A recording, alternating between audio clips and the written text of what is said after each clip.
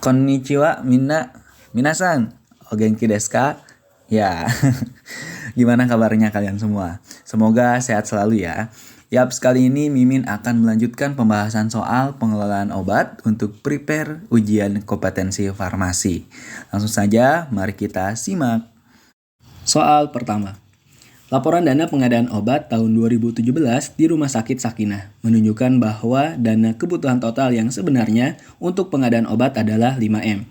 Dan setelah penyesuaian anggaran dana dengan kebutuhan obat, maka didapatkanlah anggaran dana 3,75M. Dana yang tersedia tersebut sesuai dengan dana yang telah disesuaikan terhadap kebutuhan obat. Dari laporan dana tersebut, maka dapat disimpulkan bahwa salah satu peran instalasi farmasi rumah sakit adalah A. Pengelola obat, B. Sebagai pengambil keputusan dalam penetapan anggaran IFRS, C. Sebagai revenue center dan sumber pendapatan bagi RS, D. Membuat estimasi kebutuhan obat, E. Melakukan peninjauan atau evaluasi keterbutuhan obat. Seperti biasa, bisa di-pause terlebih dahulu untuk videonya agar teman-teman dapat memperkirakan jawaban yang paling tepat mana nih. Dan jawaban yang paling tepat adalah C. Sebagai revenue center dan sumber pendapatan bagi RS. Hal ini dikarenakan pengoptimalan anggaran dana yang asalnya 5 miliar menjadi 3,75 miliar dan kebutuhan obat telah terpenuhi, akan menjadi pusat dan sumber pendapatan bagi RS tersebut. Soal kedua. 7 dari 11 kecamatan di Kota Padang, Sumatera Barat tercatat sebagai daerah yang berpotensi sebagai rawan bencana seperti banjir. Kondisi banjir menyebabkan keterbatasan air bersih. Akibatnya, anak-anak usia di bawah 5 tahun banyak mengalami diare yang disertai muntah, atau sering disebut muntah berak, muntah ber. Gejalanya biasanya buang air terus-menerus, muntah, dan kejang perut. Untuk mengatasi hal tersebut, Dinas Kesehatan Kota Padang mengambil tindakan untuk menyediakan buffer stok obat pada masing-masing fasilitas kesehatan. Obat yang tepat dalam kasus tersebut adalah A. Betadine, B. Amoxicillin, C. Paracetamol, D. Oralit, E. Diazepam. Dan jawaban yang paling tepat adalah D. Oralit. Hal ini dikarenakan oralit merupakan obat yang sering dicari saat seseorang mengalami diare. Dan obat ini juga bermanfaat untuk menggantikan cairan dan elektrolit tubuh yang hilang akibat diare sehingga bisa mencegah dehidrasi. Soal ketiga. Berdasarkan hasil penelitian di Kota Bukit Tinggi menunjukkan kasus penderita TB, tuberkulosis, paru terbesar yaitu pada usia 45-60 tahun, sebanyak 9.097 penderita. Namun jika dilihat dari jumlah anggota populasi untuk tiap kelompok usia, angka persentase tertinggi penderita ada pada kelompok usia lebih dari 65 tahun, yaitu sebesar 21,77%. Pada penelitian ini, semua gender ikut serta, dari laki-laki dan perempuan. Penelitian tersebut dilakukan pada tahun 2013, di mana pada tahun tersebut kasus tuberkulosis paru semakin meningkat dari tiap bulannya. Berdasarkan hal tersebut, suatu fasilitas kesehatan di Kota Bukit Tinggi akan melakukan perencanaan dan pemilihan obat. Metode yang tepat untuk dengan kasus tersebut adalah A. Konsumsi, B. Pendapatan daerah, C. Epidemiologi, D. Usia, E. Jenis kelamin.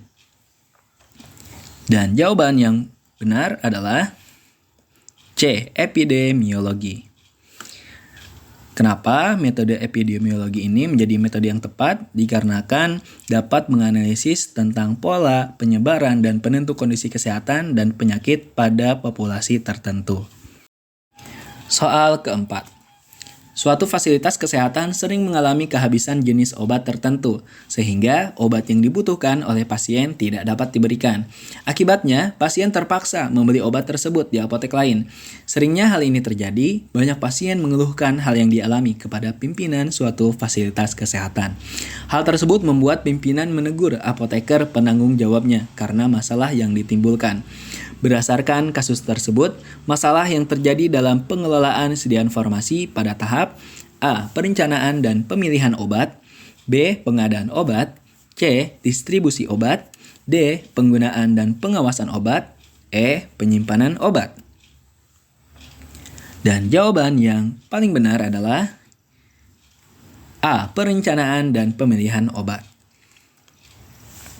Sudah jelas ya jawabannya, karena beberapa kali pasien ini meminta obat yang dibutuhkan, tapi ternyata dari fasilitas kesehatan tersebut tidak ada obat yang dibutuhkan. Maka seharusnya apoteker penanggung jawab bisa merencanakan dan memilih obat yang dibutuhkan. Soal kelima. Seluruh posyandu di Indonesia menerima obat-obat vaksin untuk kegiatan imunisasi sebagai program pemerintah dalam pencegahan penyakit polio. Namun, program tersebut tidak memberikan hasil seperti yang diharapkan pemerintah pada satu daerah di Kota Padang. Tingkat kejadian kasus polio tidak menunjukkan penurunan setelah ditelusuri bahwa obat tersebut diletakkan dalam suatu ruangan dengan suhu 25 derajat Celcius. Hal tersebut menunjukkan bahwa terjadi masalah dalam pengelolaan sediaan farmasi pada tahap A. Perencanaan dan pemilihan obat, B. Pengadaan obat, C. Distribusi obat, D. Penggunaan dan pengawasan obat, E. Penyimpanan obat. Dan jawaban yang paling benar adalah E. Penyimpanan obat. Melansir pada laman Kemenkes, bahwasanya obat polio ini harus disimpan di bawah temperatur 5 derajat Celcius, bukan suhu 25 derajat Celcius.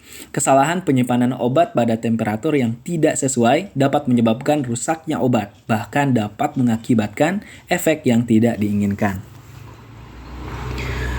Soal ke-6. Tujuan dari penyimpanan obat yang baik dalam pengelolaan sediaan farmasi adalah kecuali A. Menjaga keamanan, B. Menghindari kerusakan obat, C. Mudah diawasi, D. Menjamin pelayanan yang cepat, E. Menjaga stabilitas supaya obat cepat rusak. Gampang ya jawabannya. Ya, betul sekali. Jawabannya adalah E. Menjaga stabilitas supaya obat cepat rusak. Ini kecualinya ya. Soal ke-7.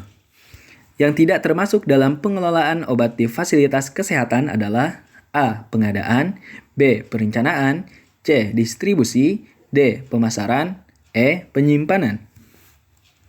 Yap, dan jawaban yang betul adalah D. Pemasaran, yang tidak termasuk pengelolaan obat di fasilitas kesehatan pemasaran. Soal berikutnya, soal ke-8.